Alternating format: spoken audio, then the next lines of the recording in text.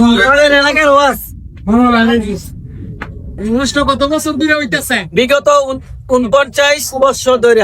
আসসালামু আলাইকুম, আশা করি সবাই ভালোই আছেন। এমন ঠান্ডা পড়ছে আর এমন শীত পড়ছে, কম্বলের তলের তেনে বাড়িতে মন চাইতেছে না। তারপরও এলাকার ভিতরে নয়াপুর বাজারও ওয়াজ হইতেছে।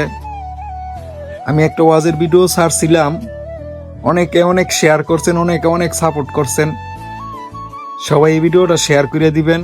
ওয়াজে আইলাম আর ভালোবাসার মানুষের সাথে দেখা হয়ে গেল। ভাই আমারে কইতাছে, ভাই আপনার ভিডিও আমি সব সময় দেখি। ভাই এগো বাড়ি হইতাছে আঙ্গ এলাকার পাশের এলাকার তো তিলাবো। আমার ভিডিও যারা নাকি সব সময় দেখেন, আমার এলাকার যারা আছেন হেরা তো অবশ্যই তিলাবো চিনেন। ভাইরা খাবার দাবারের বিশাল বড় এক দোকান দিছে, আলহামদুলিল্লাহ। সবাই কিন্তু দোকানে আসবেন, আমার ভিডিও যারা দেখেন, যারা নাকি নয়াপুর ওয়াজে আইন হেরা কিন্তু সব সময় আইবেন এই দোকানে কিন্তু ভালো ফ্রেশ খাবার পাইবেন আপনি। আর এই ভাইটাই কিন্তু আমার ভিডিও সব সময় দেখে। আর সবাই কইতাছে যে ভাই আপনার ভিডিও আমরা সবাই দেখি। সবাই কিন্তু খুব ভালো, আলহামদুলিল্লাহ। সবাই কিন্তু আমার এলাকারই, আমার পাশের এলাকার তিলাবো। ওই যে সামনে এক বড় ভাই আছে, ভাইয়ের মুখ থেকে কিছু আমরা শুনি।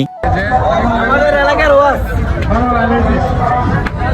কত বছর ধরে হইতেছে? বিগত 49 বছর ধরে। সরকার বছর লইয়া 49তম বছর। হ্যাঁ আপনি কি প্রতি বছর এই ওয়াজে কি দোকানদারি করেন? হ্যাঁ, ইনশাল্লাহ দোকানদারি করি, কিন্তু আমার বয়সটা 49 বছর হইব না। আমি আমার বয়স অনুযায়ী আমি দেখতেছি এগুলা।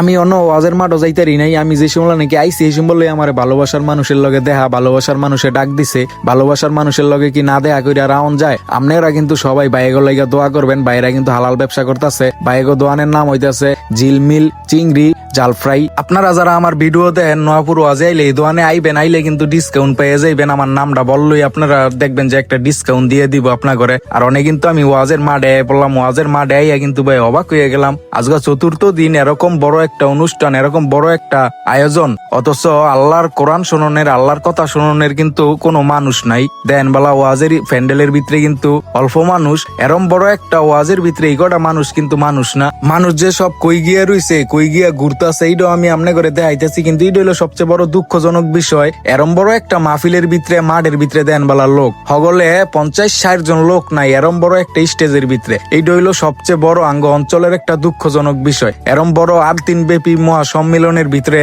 অথচ ওয়াজ শোনানোর লোক নাই। আজকে চতুর্থ দিন আমি আসি অনে ওয়াজের উৎসবে যে মেলা জমছে, এই মেলার ভিতরে দেখেন বেলা এনো যে কত মানুষ, মানুষের লেগে কিন্তু আডন যাইতেছে না। ভিডিওটা ভাই ডেক্কা দিয়ে সরাই দিয়েন না, লাস্ট পর্যন্ত ভিডিওটা দেখেন। দেন বেলা মেলা করণের কিন্তু লোকের অভাব নাই, ওয়াজ শোনানোর কিন্তু আসলে কোনো লোকই নেই। মেলার ভিতরে যে কত মানুষ, মেলার ভিতরে কিন্তু ভরপুর মানুষ ভাই, মানুষের লেগে কিন্তু আডন যাইতেছে না।